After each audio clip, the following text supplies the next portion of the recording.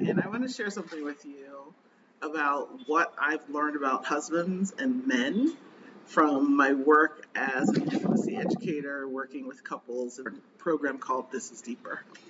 We do deeper date nights, which are 2-hour virtual events where a couple comes together and works on the 3 pillars of our business, which are communication, connection, and touch. The entire framework is really based in non-sexual touch as an avenue towards trust building, safety, boundaries, consent, and connection and communication. A couple things I've learned about husbands include the following. Number one, the husbands who we encounter in our work in This is Deeper are really eager to support their wives and connect with their wives and maintain their relationship in a strong way because they really want to be in those marriages. I think this may come as a surprise. I think the reputation men have right now, and probably rightly so, largely, is that they are taking their wives for granted and not wanting to be there and not willing to connect emotionally with them. But what I'm finding is within the container that I create for couples, which is a safe container, I talked about consent and boundaries, which is a big part of being effective as a non-sexual touch practitioner or user, that when we set those boundaries and when we set that container, it creates a safe space for the husband to be vulnerable and for the wife to be vulnerable with each other. Layering on the level of non-sexual touch also helps because being grounded in your body helps keep you out of your head, which is your head and your communication tends to be the primary sticking. So I would say it's been really lovely to see how much the husbands or partners really do want to be a source of comfort and a source of support for their partners. So I'd say that number one. Number two, certainly sex is a priority for men. A lot of men, sex is a priority.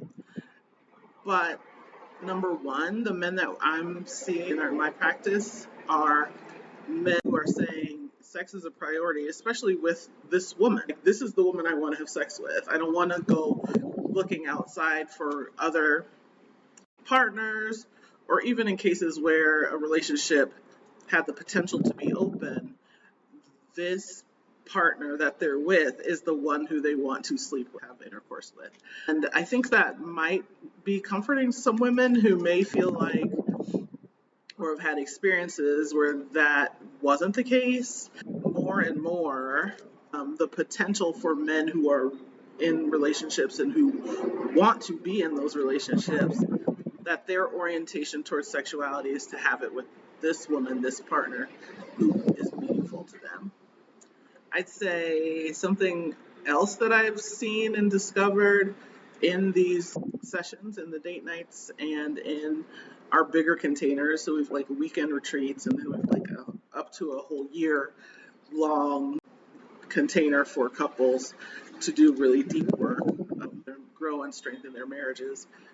Another thing that I've seen with men is their willingness to learn something new and to admit that they didn't necessarily know everything, and willingness to learn, especially around touch, especially around listening. Surprisingly, as well, how deeply they're willing to go into their own issues, into their own things from childhood, into their own traumas that they're bringing forward from their past, and unpacking those as well in order to achieve greater connection with their wives.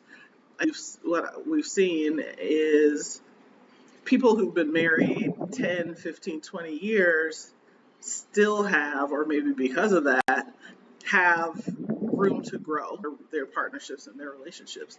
It's not what you might assume, oh, well, we know everything about each other, we've been together this long, it is what it is. but we've really seen amazing transformations for folks who get grounded in their bodies, build some safety and some trust, feel safe in the container that I'm holding them in. Container meaning a space where we've got a set agreement of how we're going to participate and behave and what they're committed to doing in that space. In those spaces, both partners are breaking down habits and patterns that were working against their relationship lasting. So communication patterns, rote ways that they connect with each other, being all about logistics and family as opposed to connection with one another.